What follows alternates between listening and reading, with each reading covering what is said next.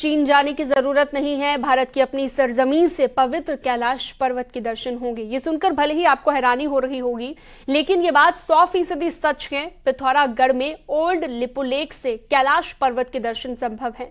इस संभावना को देखते हुए अब उत्तराखंड का सरकारी तंत्र भी एक्टिव हो गया है। देखिए,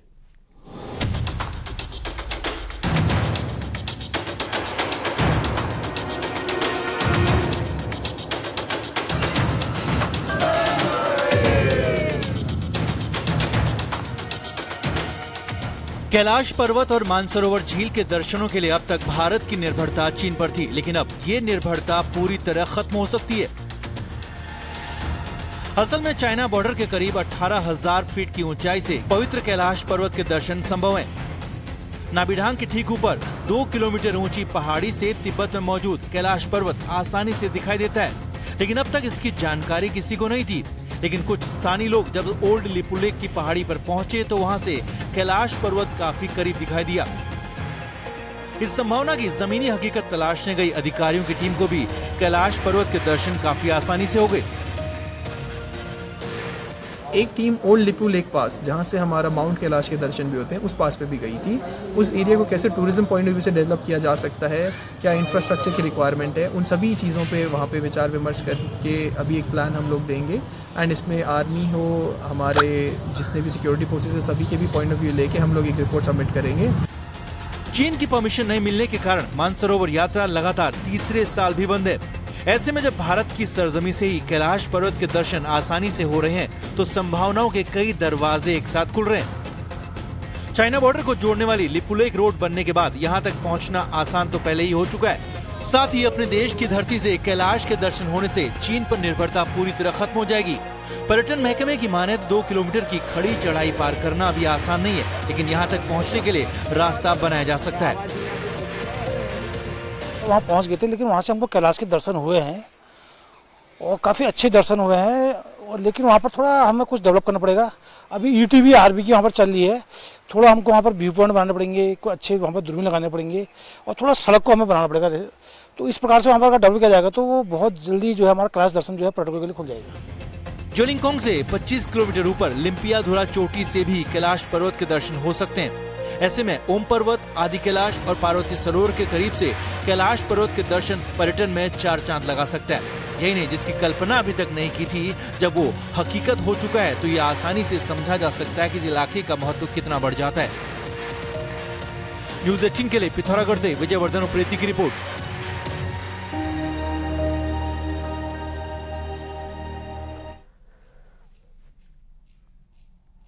और हरिद्वार में इस बार कांवड़ मेले में नई व्यवस्था नजर आएगी। हरिद्वार की हिल बाईपास रोड खोली जाएगी। सीएम धामी के निर्देश के बाद हिल बाईपास रोड खोलेगी ताकि मेले के दौरान स्थानीय लोगों को आवाजाही में दिक्कत ना हो। राजूजी टाइगर रिजर्व की मंजूरी न मिलने के कारण रोड नहीं खुल पाती।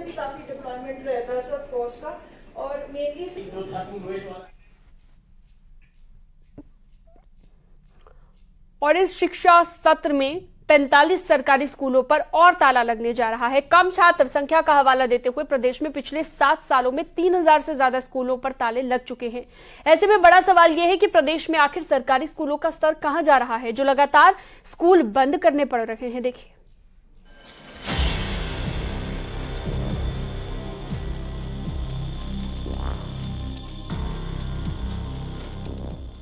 प्रदेश के 45 ऐसे सरकारी स्कूल हैं जो इस सेशन में बंद होने जा रहे हैं। इनमें देहरादून के 3, टिहरी के 9, उधम सिंह नगर के 6, रुद्रप्रयाग के 8 सरकारी स्कूल शामिल हैं।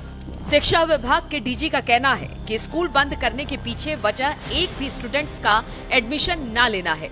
अल्मोड़ा, बागेश्वर, पौड़ी समेत प्रदेश के ज्यादातर जिलों में कमोबेश यही स्थिति है।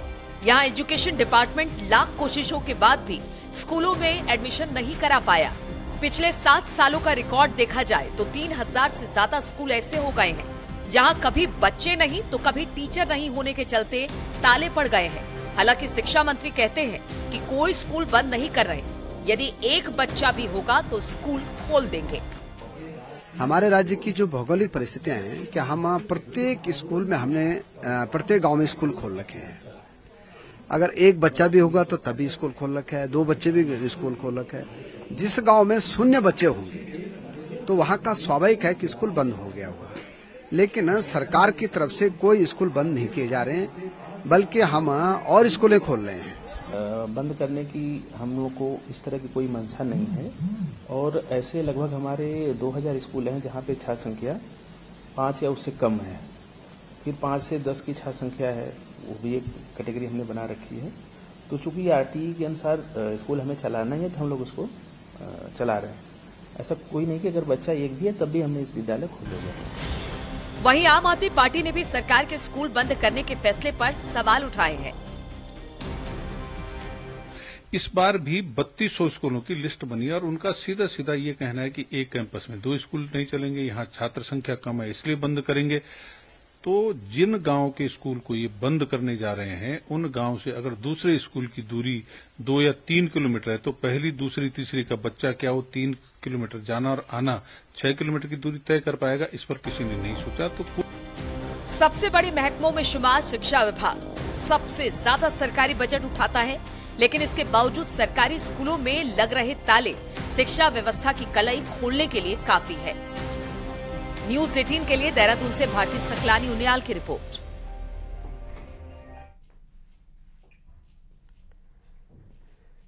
ऋषिकेश के त्रिवेणी संगम पर G20 में आए विदेशी डेलीगेट आज शाम को गंगा आरती करेंगे, जिसकी तैयारी पूरी हो गई है। गंगा आरती को दिव्य और आध्यात्मिक बनाने के लिए ऋषिकेश के त्रिवेणी संगम गंगा सभा के तीर्थ पुरोहित जुटे हुए हैं।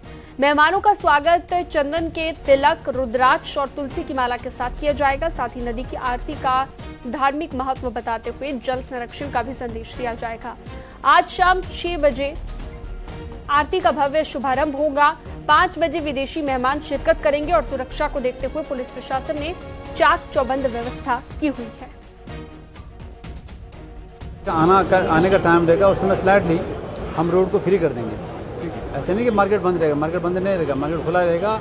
मार्केट का जो नित्य प्रति जो गतिविधियां हैं वो रहेंगी, लेकिन रोड साइड में कोई गाड़ियां पार्क ना हो।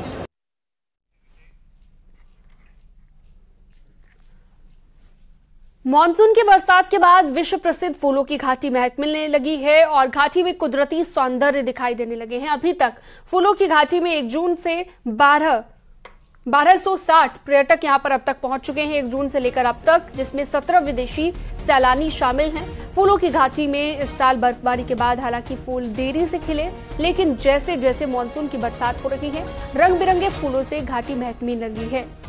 और फूलों की घाटी में जुलाई और अगस्त के महीने में लगभग 300 से ज्यादा प्रजाति के फूल खिलने लगे हैं।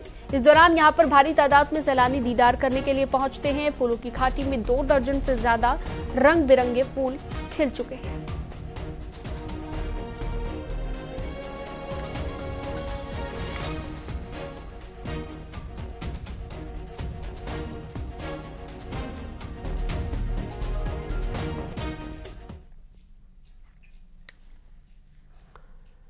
नैनीताल में पिछले दिनों शहर में बने पानी की समस्या के बाद अब फ्लैट्स मैदान में रॉक क्लाइंबिंग दीवार इसे हटाने की तैयारी चल रही है। इसके साथ ही बॉक्सिंग रिंग के निर्माण पर भी रोक लगा दी गई है। बॉक्सिंग रिंग निर्माण के दौरान ही नैनीताल शहर की पाइपलाइन टूटी थी, जिसके बाद नैनीताल शहर को 5 दिनों तक पानी का संकट झेलना पड़ा था। वहीं 68 लाख में तैयार इस रॉक क्लाइंबिंग को भी फ्लैट्स मैदान से हटाने का काम जारी है। स्थान का जहां काम हुआ है, पाइपलाइन का या सीवरेज का जो काम हुआ है, ऐसे स्थानों पर जितने भी विभिन्न विभागों के निर्माण कार्य किए जाने हैं, उनके लिए वैकल्पिक स्थान का चयन करते हुए कार्रवाई की जाए, ताकि भविष्य में इस प्रकार की एसेंशियल सर्विसेज की जो सप्लाई है वो बाधित होने की घटनाएं सामने न आए। और यहाँ रुकते एक छोटे से ब्रेक के लिए, जल्द लौटेंगे।